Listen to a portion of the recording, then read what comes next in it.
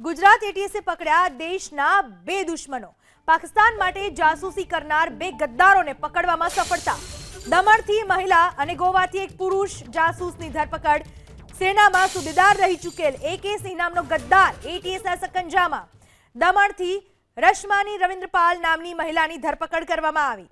દેશના બે ગદ્દારોને ઝડપી પાડવામાં સફળતા હાથ લાગી છે। પાકિસ્તાન માટે જાસૂસી કરનારા બે ગદ્દારોને પકડવામાં આવ્યા। દમણથી એક મહિલા પકડાઈ અને ગોવાથી એક પુરુષ જાસૂસની ધરપકડ। નવાઈની વાત છે, સેનામાં સુબેદાર રહી ચૂક્યો છે AK સિંહ નામનો આ ગદ્દાર, જે હવે એટીએસના સકંજામાં આવી ગયો છે। તો દમણથી રશ્માની રવિન્દ્રપાલ નામની મહિલાની ધરપકડ કરવામાં આવી છે અને તપાસ ચાલી રહી છે। પાકિસ્તાન માટે જાસૂસી કરનાર બે ગદ્દારોને પકડવામાં સફળતા।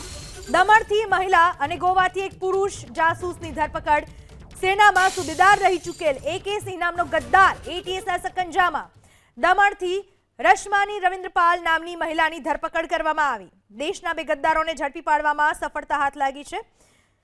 પાકિસ્તાન માટે જાસૂસી કરનારા બે ગદ્દારોને પકડવામાં આવ્યા। દમણથી એક મહિલા પકડાઈ અને ગોવાથી એક પુરુષ જાસૂસની ધરપકડ।